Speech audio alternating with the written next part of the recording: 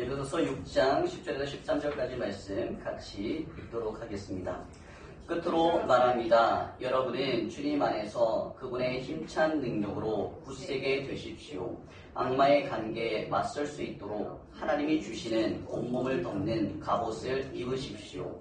우리의 싸움은 인간을 적대자로 상대하는 것이 아니라 통치자들과 권세자들과 이 어두운 세계의 지배자들과 하늘에 있는 악한 영들을 상대로 하는 것입니다. 그러므로 하나님이 주시는 무기로 완전히 무장하십시오. 그래야만 여러분이 악한 날에 이 적대자들을 대항할 수 있으며 모든 일을 끝낸 뒤에 설 수 있을 것입니다. 아멘.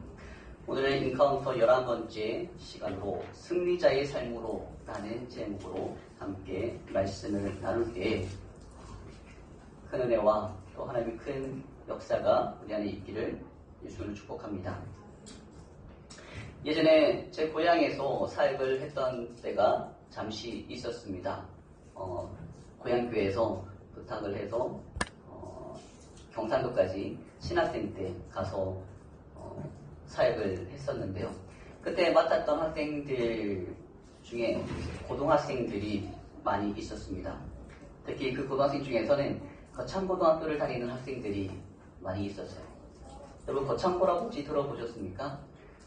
저희 때도 좀 알려진 게 아니라 꽤 유명한 학교였고 요즘에도 아마 아는 분들은 아시는 그런 유명한 고등학교일 텐데요. 특히 기독교 학교로 유명한 인기가 있었던 학교였어요. 그래서 제가 사역했던 교회에 거창고등학교 학생들이 많이 있었습니다. 학생 회장도 있었고 공부를 잘하는 학생들도 많이 있었는데요. 그 중에 한 학생이 기억에 남습니다.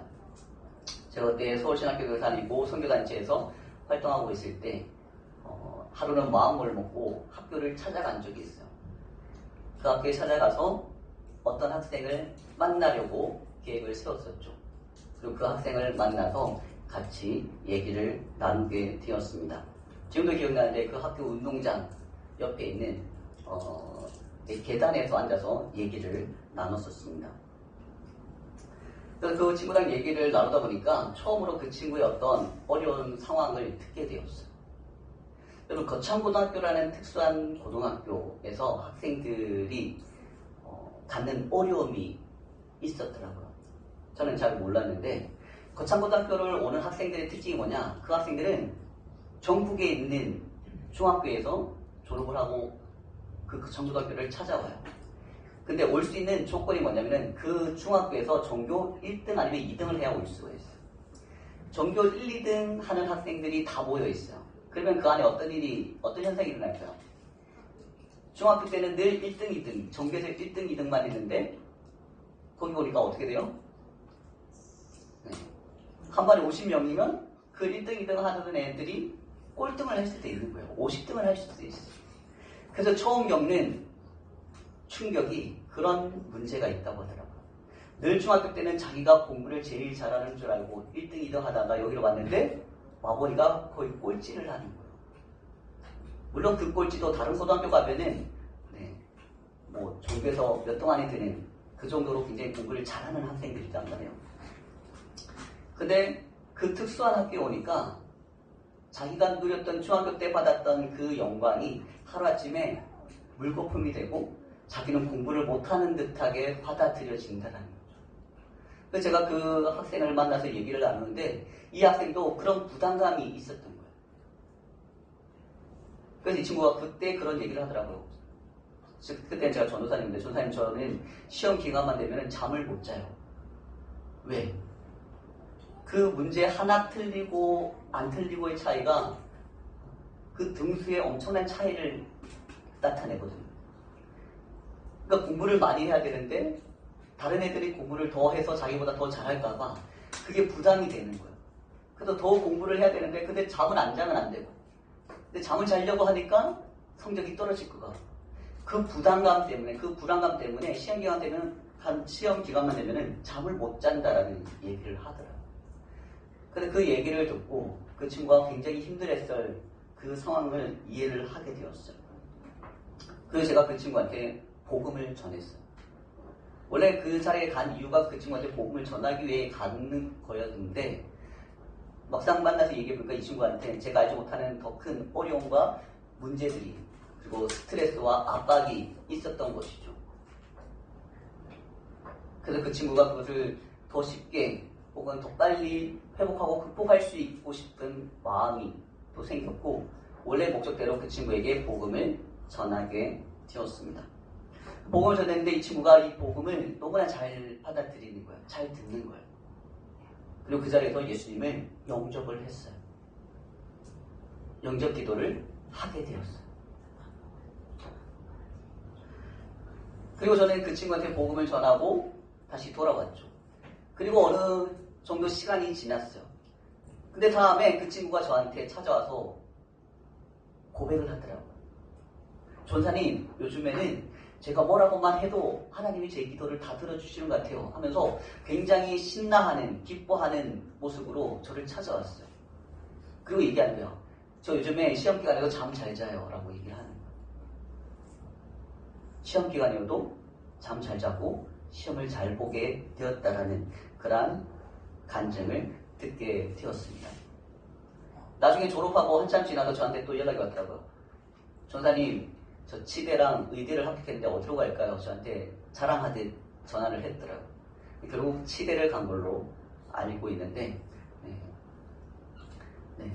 그렇게 공부를 잘하는 학생들이 마음의 부담을 갖고 그 스트레스 때문에 오히려 자신이 할 수 있는 것을 발휘하지 못하는 그러한 한계에 빠지는 것을 보게 되었습니다.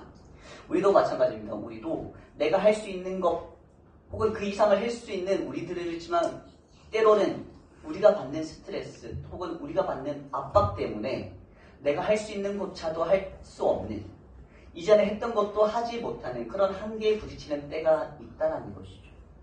우리는 그때 우리는 분명히 복음 앞에 다시금 나아가야 합니다. 우리의 한계 가운데 멈추게 하고 압박 가운데 우리를 이전보다 더 못한 존재로 만들려고 하는 이 세상과 싸워서 승리하는 삶을 살아야 하는 것이죠. 지난주에 말씀을 묵상하면서 이 대목을 보게 되었습니다. 이 부모도 자식이라는 한계 때문에 굉장한 스트레스와 고통 가운데 머물러 있었어요. 계속 마태복음 16, 17, 18장을 묵상하고 있는데 그 중에 한 대목이었습니다. 아버지인지 어머니인지는 안 나와요. 그런데 아들을 데리고 예수님을 찾아와요. 어떤 문제가 있냐면 그 아들이 성경에서는 간질병이라고 얘기하고 있어요. 간질병으로 알고 있는 거죠. 근데 사실 간질병은 아니었어요. 근데 때로는 막 간질병처럼 발작을 일으키기도 하고 그 부모의 표현으로는 때로는 이 아들이 불 속에도 들어가고 심지어는 물 속에도 들어가고 이런 엄청난 사고를 일으키는 상황이 되어버린 거예요. 그럼 불에 들어가면 어떻게 되겠어요? 뜨겁겠죠. 물에 들어가면 어떻게 되겠어요? 네, 둘 다 죽을 수 있는 위험한 상황이 되어버리죠. 그런데 그 사랑하는 아들이 갑자기 불에 뛰어들고 갑자기 물에 뛰어들고 갑자기 발작을 일으키고 그런 일을 반복해서 겪다 보니까 그 부모의 마음이 어땠을까요? 늘 마음이 무겁고 불안하고 초조해진 가운데 아마 스트레스가 극심하게 달했을 것이죠. 그런 상황에서 이 부모는 이 아들을 데리고 누구를 찾아와요? 네, 예수님을 찾아왔어요. 예수님에게 왜 찾아왔을까요? 네, 도와달라고. 내 아들을 어떻게 해달라고? 내 아들을 제발 고쳐달라고. 고쳐서 잘 살 수 있게 해달라고 그렇게 예수님을 찾아온 거예요. 근데 문제가 생겼어요. 예수님이 있었을까요? 없었을까요? 예수님이 안 보이는 거예요. 누구만 보여요? 예수님을 따라다니던 제자들만 보이는 거예요. 그래서 이 부모는 예수님이 안 보이니까 누구에게 부탁을 하죠?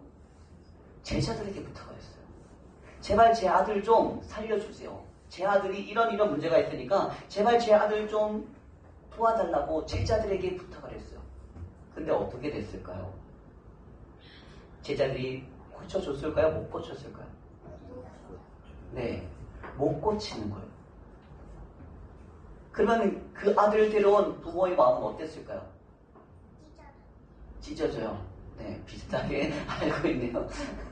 네, 아들을 고치기 위해 왔는데 고칠 수 없는 한계에 부딪힌 거예요. 그럼 여러분이 어떻게 하겠어요? 고쳐달라고 했는데 못 고쳐줬어요. 그럼 어떻게 해야 되죠? 집에 가야 되죠.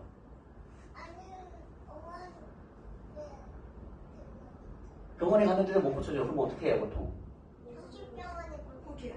네, 포기하든지 아니면 다른 더 유명한 더 큰 병원을 가든지 다른 선택지를 찾아가는 거예요. 근데 예수님을 만나기 위해서 왔는데 예수님 없고 제자들만 있어요. 제자들한테 부탁했는데 제자들은 못해. 그럼 어떤 선택지가 있을까요? 포기하고 집에 돌아가든지 아니면 누구를 만나야 돼요? 예수님까지 만나야 하는 거죠. 근데 이 간질병 있는 이 아들, 이 아픈 아들을 데리고 있던 그 부모는 어떻게 했어요? 제자들이 못하니까 그냥 집에 돌아갔을까요? 아니면 예수님을 기다렸을까요? 네, 예수님까지 기다린 거예요. 그게 그 말씀의 핵심이었어요. 제자들은 못 고칠 수 있어요. 사람들은 못 해줄 수 있어요. 거기서 끝나면 우리의 믿음은 거기까지인 거예요. 소문 듣고 왔는데 에이, 별거 없네. 예수님의 제자도 못하네. 소문 듣고 왔는데 이 교회도 할 수 없네. 이 목사님도 어쩔 수 없네. 거기서 끝나버리는 거예요. 근데 그 부모는 그렇게 하지 않았어요. 예수님이 오실 때까지 기다린 거죠. 그리고 예수님이 나타나시자 그 예수님 앞에 다시 한번 더 부탁을 하는 거예요. 제 아들이 이런 상황입니다. 근데 제자들한테 부탁해서 제자들도 못했습니다. 제발 제 아들을 고쳐주세요. 예수님이 어떻게 했을까요? 예수님이 딱 한마디만 말씀하셨어요. 그랬더니 그 아들이 정상으로 돌아왔어요. 이 아들의 문제는 다른 문제가 아니었어요. 그 아들 속에 뭐가 있었어요? 네, 힘이 들어가 있었던 거예요. 여러분 생각해보세요. 불 속에 뛰어드는 게 정상이에요? 정상이 아니에요? 정상이 아니죠. 물속에 갑자기 뛰어드는 거, 수영하기 위해서 우리는 뛰어들 수 있죠. 근데 수영하는 게 아니라 수영도 못하는데 갑자기 깊은 물에 빠지는 거네요. 정상적인 행동이에요? 비정상적인 행동이에요? 비정상적인 행동이에요. 우리가 잘 알아야 되거든. 비정상적인 행동을 하게 하는 것은 인간의 본성이 아니에요. 그거는 귀신의 일이라는 것이죠. 예수님은 그 아들의 모습에서 귀신을 볼 수 있었어요. 그래서 예수님은 다른 걸 하지 않았어요. 그 속에 있는 귀신을 쫓아내버리셨어요. 귀신을 쫓아내버리니까 그 아들이 정상으로 돌아온 게 된 것이죠. 예수님은 문제를 알고 있었고 그 문제를 그 자리에서 바로 해결해 주셨습니다. 우리의 문제를 해결하실 수 있는 분은 다른 어떤 사람이 아니에요. 다른 유명한 사람인 것도 아니고 더 큰 능력이 있는 그런 단체도 아니에요. 우리가 기다리고 우리가 사모하고 우리가 찾아가야 할 분은 누구라고요? 예수님 뿐이라는 것을 우리가 분명히 기억했으면 좋겠습니다. 왜냐하면 예수님은 우리를 너무나 사랑하시는 분이기 때문이에요. 우리를 너무나 사랑하시기 때문에 우리가 구하는 것들 가운데 많은 것들을 그냥 들어주세요. 때로는 잘못된 것을 구할 수도 있고 때로는 내 욕심을 따라 구할 수도 있어요. 거기에 대해서는 하나님이 반응하지 않을 수 있고 예수님이 들어주지 않으실 수 있어요. 하지만 우리에게 필요한 것이라면 하나님이 원하시는 것이라면 우리의 구원과 우리의 회복과 관련된 부분이라면 예수님은 어떻게 해서든 우리를 살려주려고 하실 거예요. 그분은 우리를 살리기 위해 자신의 목숨까지도 바치신 분이시기 때문이죠. 우리는 그분 앞에 나아가기 위한 싸움을 하고 있습니다. 그냥 반대로 그것을 원치 않는 사단은 우리에게 어떻게 할까요? 예수님 앞에 가는 그 길을 환하게 열어줄까요? 아니면 예수님 앞에 가는 그 길을 막아버릴까요? 네, 막아버리는 거예요. 왜? 사단은 그것을 원치 않기 때문이에요. 우리가 하나님과 만나는 것도 원치 않고, 우리가 하나님께 예배 드리는 것도 원치 않고, 정상적인 모습으로 우리가 하나님 앞에 나아가는 것도 원치 않아요.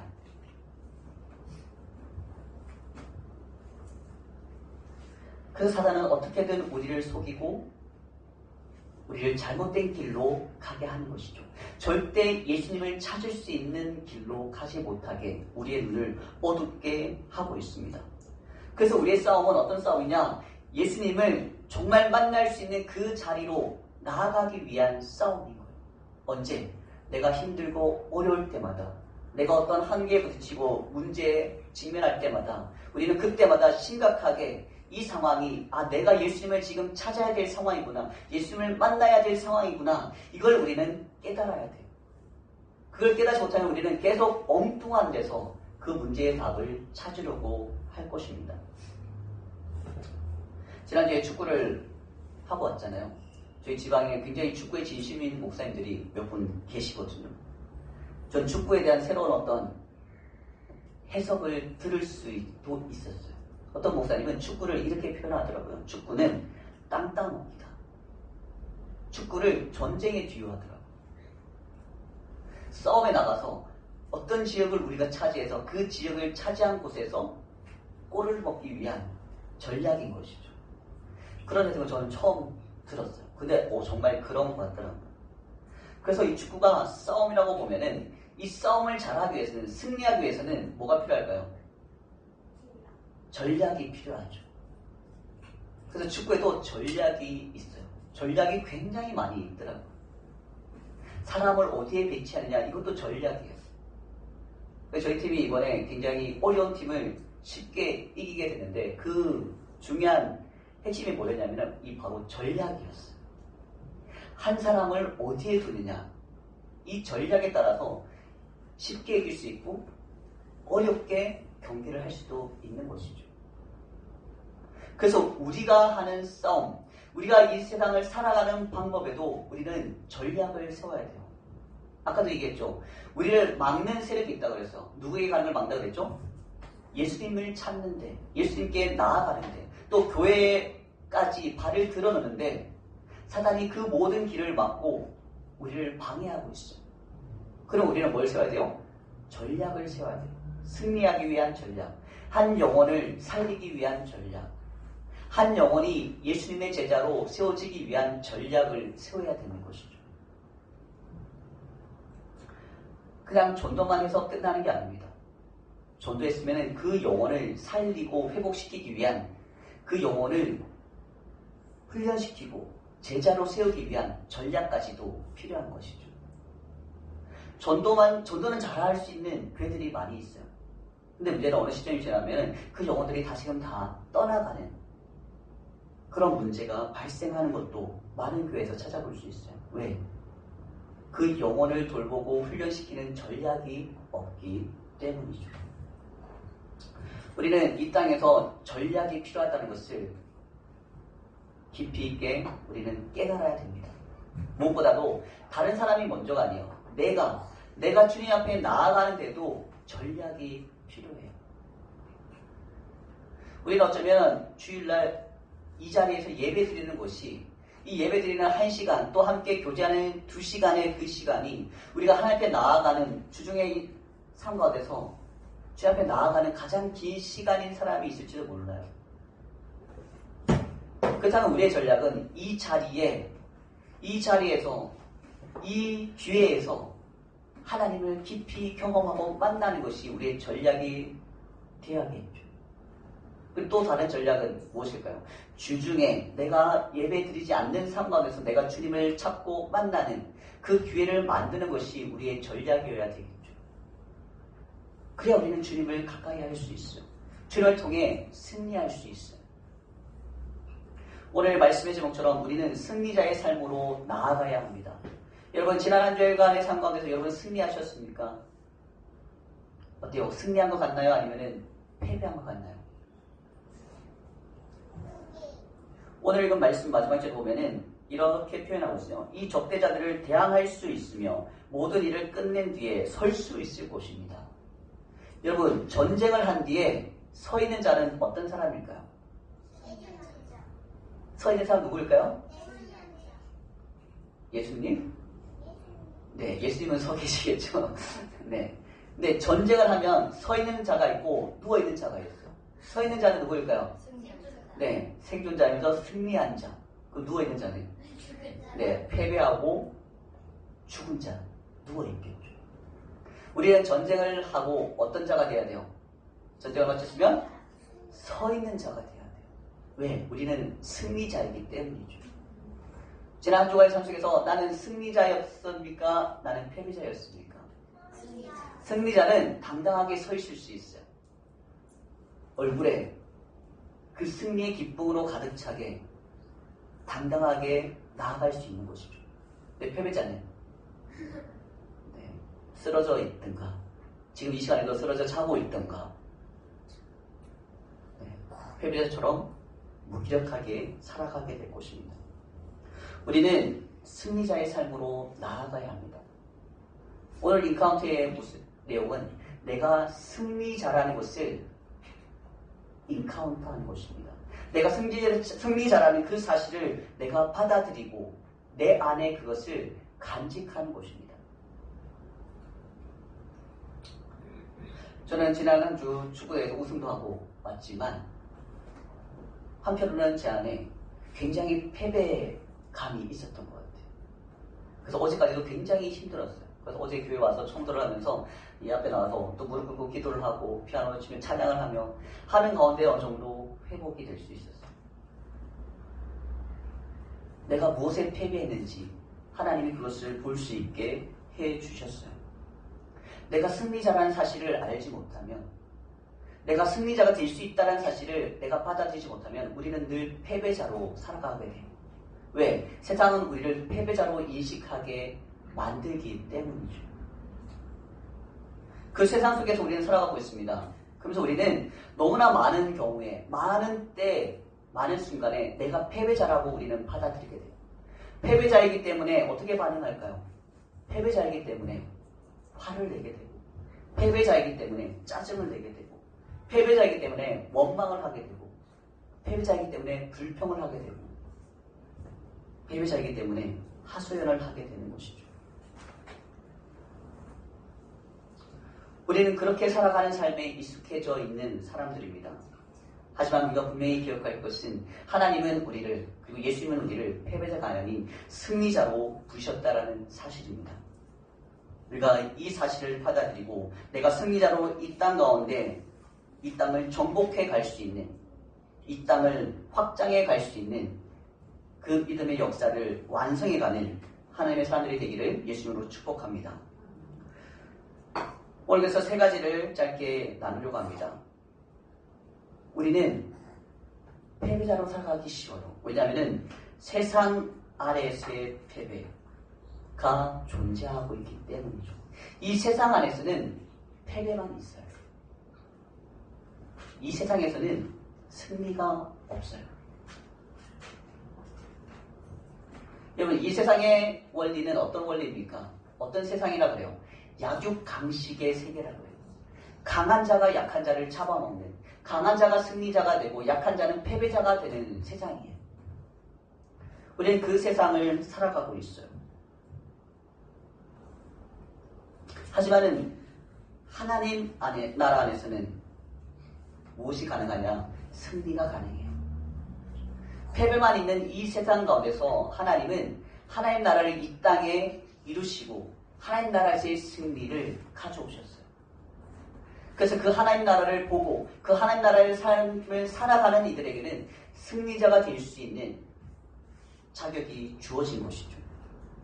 여러분, 세상에서의 모습과 하나님 나라에서의 모습, 거기는 굉장한 차이가 있는데 그 차이를 쉽게 표현하면은 바로 이 모습인 것 같아요. 얼마 전까지만 해도 이 세상은 이런 특징이 굉장히 강했어요. 그래서 그런 사람들을 따르고 그런 사람들의 곁에 사람들이 붙어 있었어요. 왜? 자기도 성공하기 위해서. 그 사람이 어떤 사람인지 아세요? 바로 카리스마 있는 사람들이었어요. 그걸 더 쉽게 표현하면 꼰대들이에요. 세상의 원리는 꼰대의 원리예요. 강한 자가 약자를 무시하고 강한 자가 모든 것을 착취하는 꼰대의 세상이었죠. 얼마 전까지만 해도 그게 거의 합법적이었어요. 사람들이 거기에 대한 의문을 달지 않았어요. 그게 당연시 되었기 때문이죠. 근데 요즘에는 많은 사람들이 그렇게 받아들이지 않게 되었어요. 그런 카리스마 있는 목회자들을 더 이상 선호하지 않는 그런 기독교 문화가 되어버렸어요. 세상도 마찬가지고. 꼰대 세상의 특징이 뭔지 아세요? 이 세상의 특징, 목적이 중심이에요. 그 목적에는 많은 사람들의 성공이 담겨져 있어요. 그 목적을 위해서 그 꼰대 밑으로 사람들은 들어가는 거예요. 뭔가 내가 억울하고 뭔가 내가 손해보는 듯해도 내 마음껏 뭔가 펼쳐볼 수 있는 세상이 아니라 시키는 대로만 해야 되지만 그래도 거기를 가려고 해요. 그런 대기업을 가려고 하고 그런 공기업을 가려고 하고 그런 좋은 직장에 들어가려고 해요. 왜? 목적이 있기 때문에. 내가 더 빨리 성공하기 위한 혹은 더 많은 돈을 벌기 위한 목적이 있기 때문에요. 그래서 그 목적 하에서 꼰대는 더 큰 꼰대가 될 수 있는 거예요. 교회도 마찬가지였습니다. 제가 신학교를 갈 때도 저를 잘 아는 어떤 친구가 저한테 굉장히 그 말을 계속했어요. 어떤 말을 하냐면은 큰 교회 가라는 거예요. 부교육자 생활을 큰 교회 가서 하라는 거예요. 왜 큰 교회 가라고 하는지 아세요? 큰 교회를 가야 나중에 노후가 보장이 되거든요. 노후까지 나도 그 다음 사역지에 대한 보장이 있어요.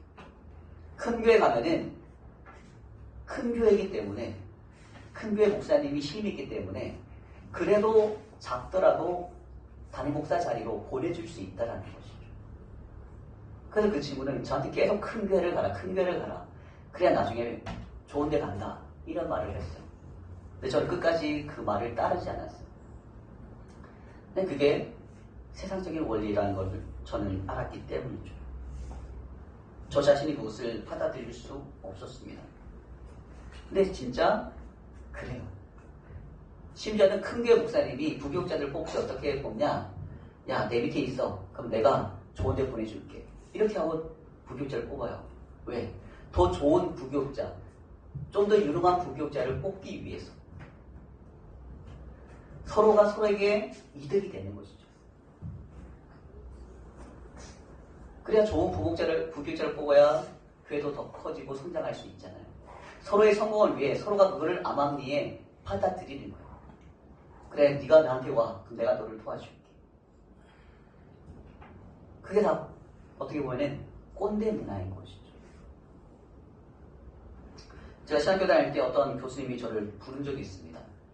불렀다는 게 오라고 부른 게 아니라 자기 밑에로 들어오라고 저를 콜링을 하더라고요. 근데 제가 단칼에 거부해버렸어요. 왜? 제 눈에는 그 분이 어떤 분인지 보였거든요. 그래서 그 분 밑에 들어가고 싶은 마음이 없었어요.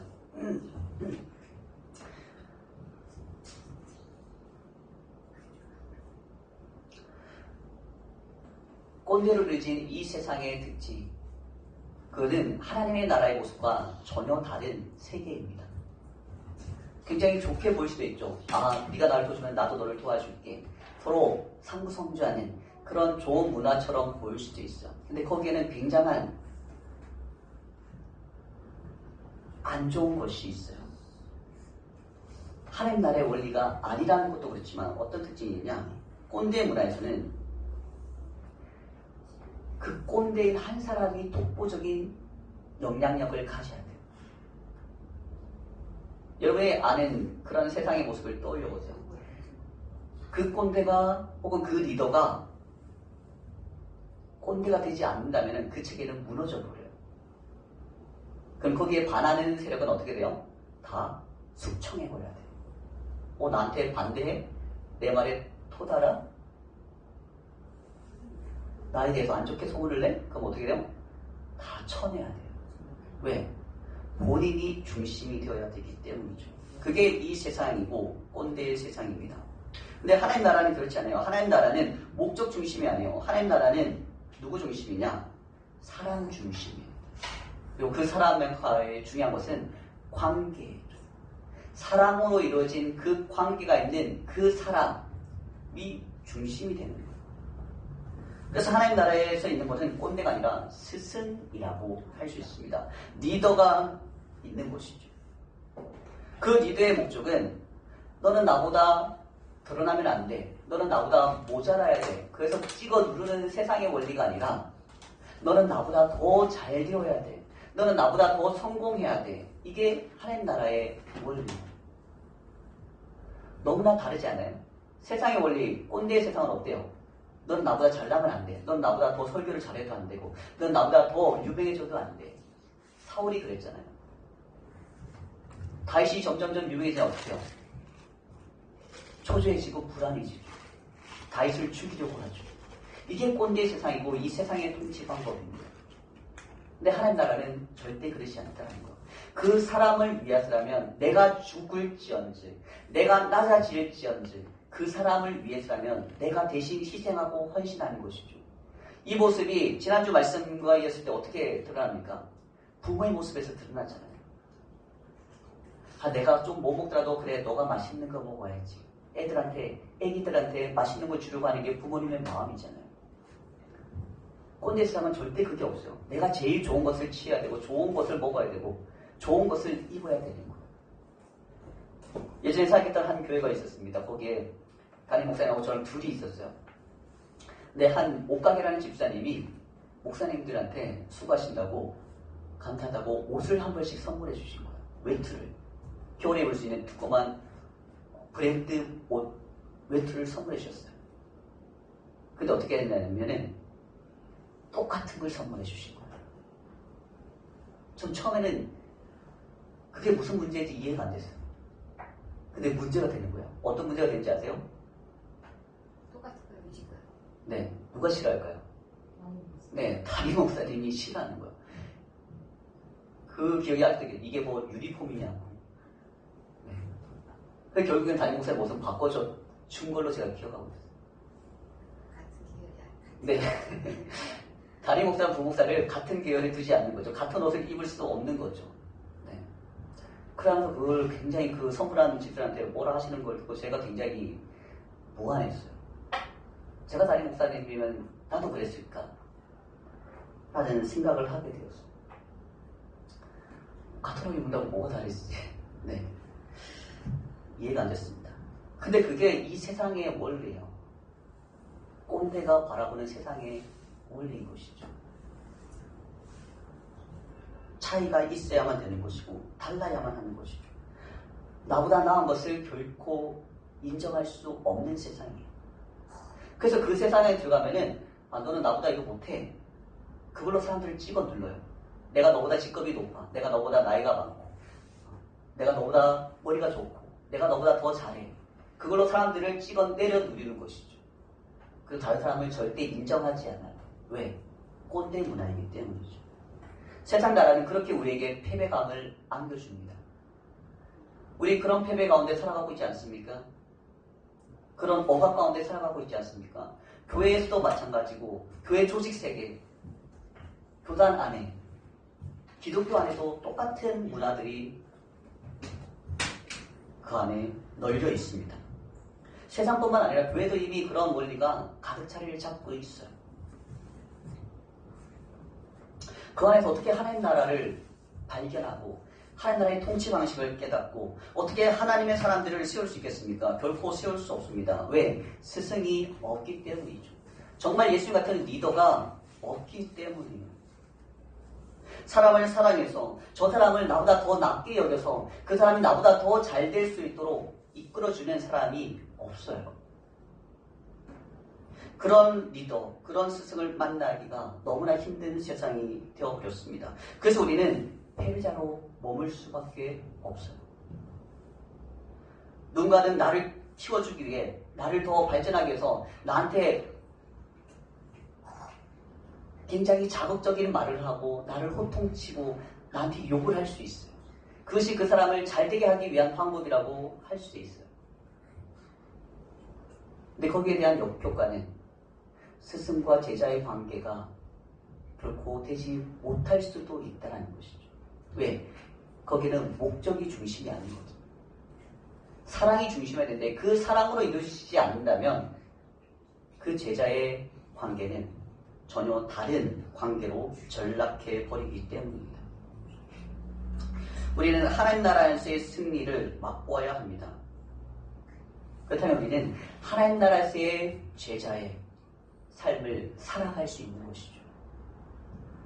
스승이신 하나님 혹은 스승이신 예수님도 있지만 또 누군가 자신보다도 나를 더 높여주고 나를 더 인정해주고 세워줄 수 있는 리더를 만나야만 우리는 승리자가 될 수 있습니다.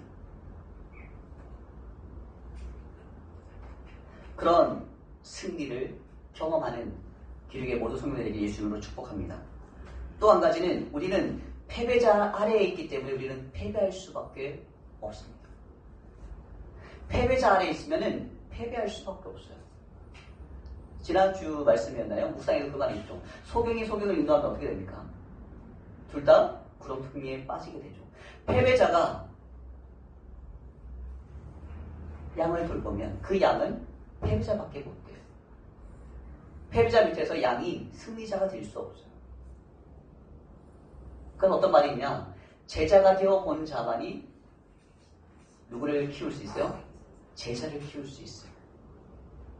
제자가 되어 본 사람이 진정한 제자의 도를 깨닫고 다른 사람을 제자로 훈련시킬 수 있어요. 제가 볼 때는 이거는 정말 불변의 진리인 것 같아요. 왜냐하면 제자가 되어보지 못한 사람이 제자를 키우려고 하는 그러한 모습들이 많이 있거든요. 근데 제자를 못 키워요. 그게 한계인 것이죠. 여러분, 이 세상의 패배자가 누구일까요? 이 세상의 패배자가 누구인지 아세요? 이 세상의 패배자는 바로 사단이에요. 시연이가 잘 되라고 했는데 사단이 패배자예요. 그 패배자가 다스리는 이 세계에서 승리자가 나올 수 있을까요? 승리자가 나올 수 없어요. 패배자만 있는 것이죠. 그래서 이 세상 안에서는, 이 세상의 통치 안에서는, 사단의 통치 안에서는 패배만 있을 뿐입니다. 왜? 그 세상의 왕이 패배자인 사단이기 때문이죠. 사단은 결코 우리로 승리자가 되게 할 수 없습니다.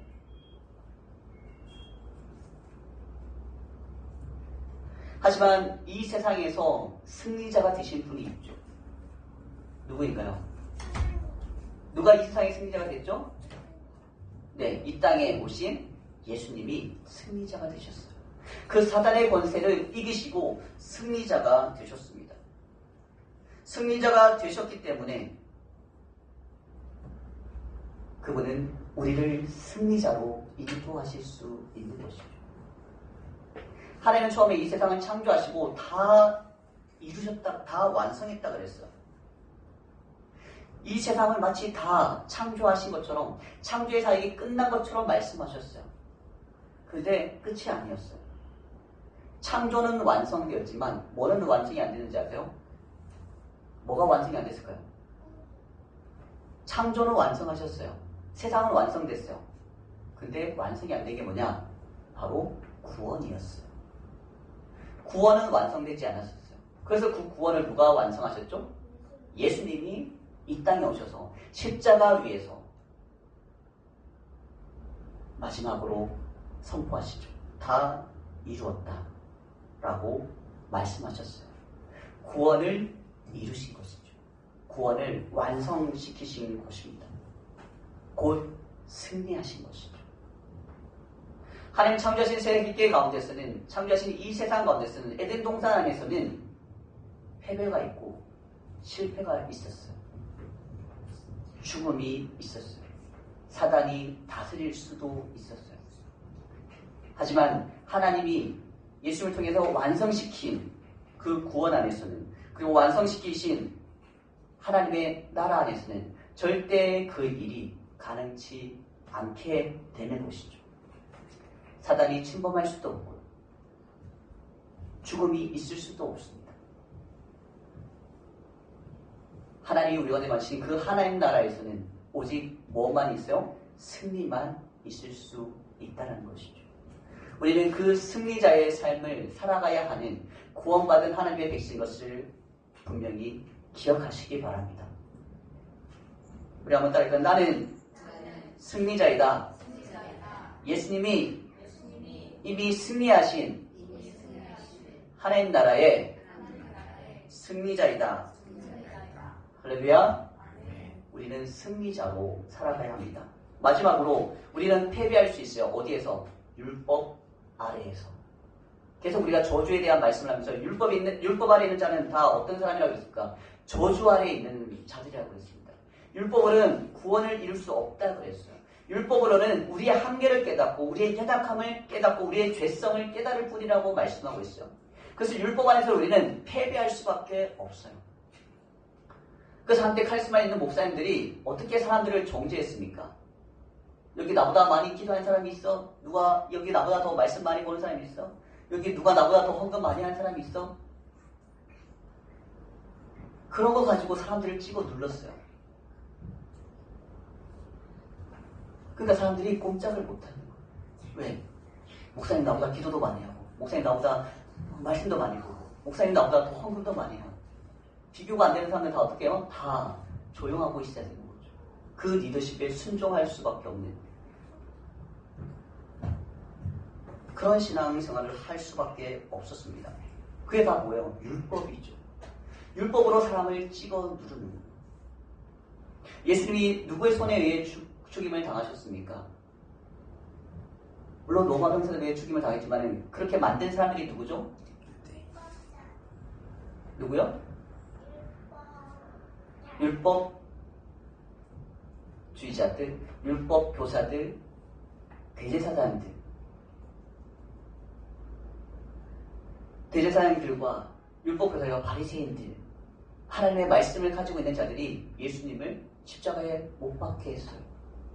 그들에게는 뭐가 있었죠? 그들에게는 하나님의 말씀이 있었어요.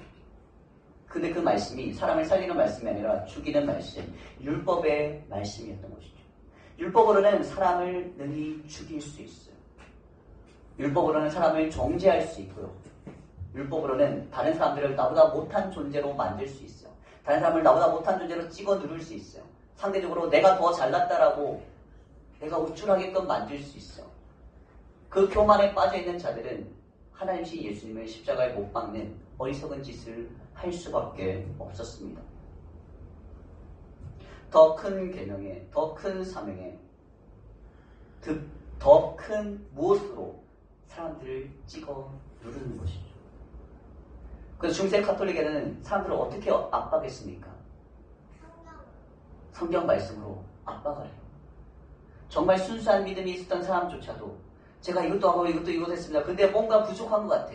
그래서 카톨릭 교회를 찾아가면은 뭐라고 해요? 더 잘하라고 얘기하는 거야. 더 많이 하라고. 부족하다고 생각해? 그럼 더 많이 해. 더 잘해. 더 열심히 해. 이게 답이었어요. 그 정도만 충분해. 그 정도만 해도 괜찮다라는 말을 절대 해주지 않는 거예요.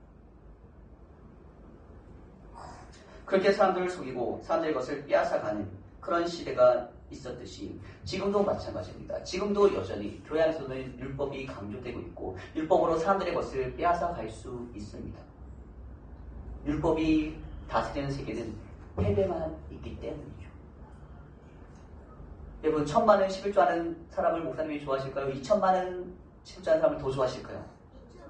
네, 사람은 그럴 수 있어요. 돈의 마음이 있으면 그걸 비교할 수 있어요. 더 큰 것에 환호하고 더 큰 것에 더 애정을 담을 수 있어요.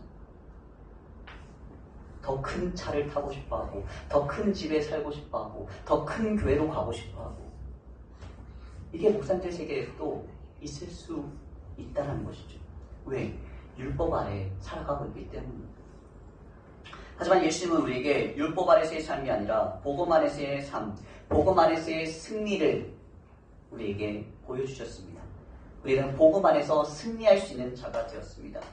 복음에서는 우리를 자유케 하는 놀라운 역사가 일어나게 됩니다. 복음은 우리를 사랑과 축복으로 안내하고 있습니다. 여러분, 그 복음 안에서 승리자의 삶을 살아가기를 예수로 축복합니다. 율법 안에 살아갔다면 우리는 율법으로 여전히 얽매여 있는 자유하지 못하는 삶에 갇혀 있을 수밖에 없어요. 하지만 우리는 그 율법을 뛰어넘는 복음, 그 복음 안에서 우리는 완전한 평화와 완전한 자유를 누려야만 합니다. 여전히 우리는 율법 안에 갇혀 있습니까? 내가 하루에 성경을 몇 시간 못 본다고 해서, 혹은 헌금을 얼마 못한다고 해서 마음의 어려움이 있습니까? 혹은 내가 뭘 하지 않았다고 다른 사람을 억압하고 다른 사람을 핍박하지는 않습니까? 그게 다 율법의 모습인 것이죠. 다른 사람을 구속하고 다른 사람을 찍어 누르는 일에 우리는 익숙해져 살아갈 수 있습니다. 하지만 복음은 절대 그렇지 않다는 것이죠. 지난주에 또 말씀을 묵상, 요즘에 말씀 묵상을 좀 하다 보니까 그 말씀이 계속해서 제 안에 새겨지고 계속해서 제 안에 떠오르는 일이 다시금 회복되고 있는 것을 경험하고 있어요. 그래서 지난주에 봤던 말씀이 어떤 말씀이냐면은 하나님의 나라에서는 어떤 사람이 큰 사람입니까? 라고 제자들이 물었어요. 여러분, 어떤 사람이 큰 자일까요? 하나님 나라에서 어떤 사람이 큰 사람일까요? 어떤 사람요? 네, 자기를 낮출 줄 아는 사람, 자기를 낮추는 자가 하나님 나라에서 큰 자라고 말씀하는 거예요. 그래서 이 말씀이 제게 굉장히 큰 충격을 줬어요. 그래서 사람들을 보는데 다른 눈을 열어줬어요. 자신을 낮출 줄 아는 사람, 자신을 낮출 줄 아는 사람은 결국 어떤 사람일까요? 다른 사람을 인정할 줄 아는 사람, 다른 사람을 나보다 낫다고 높여줄 줄 아는 사람. 그 사람이 어떤 사람이라고요? 그 사람이 하늘나라에서 큰 자라는 것이죠.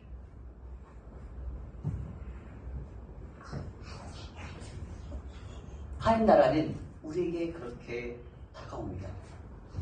그 사람의 눈에 보는 눈을 제게 있어서 사람의 눈을 보는 눈을 확 바꿔놔 버렸어.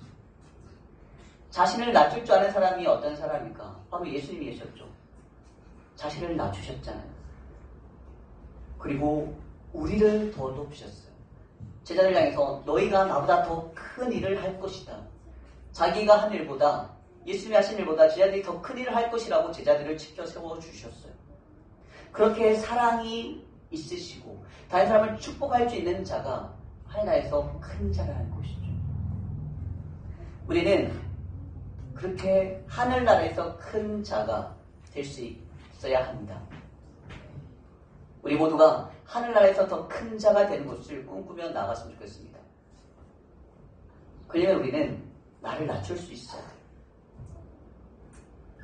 내가 아빠니까 아이들을 찍어 누를 수 있는 것이 아니라, 내가 잘하니까 나보다 못한 사람을 찍어 누를 수 있는 것이 아니라, 무시할 수 있는 것이 아니라, 내가 낮아져서 다른 사람보다 더 높여주고 다른 사람을 인정해 줄 수 있다는 것, 그게 얼마나 큰 축복이고 얼마나 큰 변화이고 회복인지 그 말씀을 통해서 조금 이해할 수 있게 되었습니다. 사실 그게 어렵잖아요. 나보다 못하는 모습을 보면은 화내고 짜증이 나게 돼요.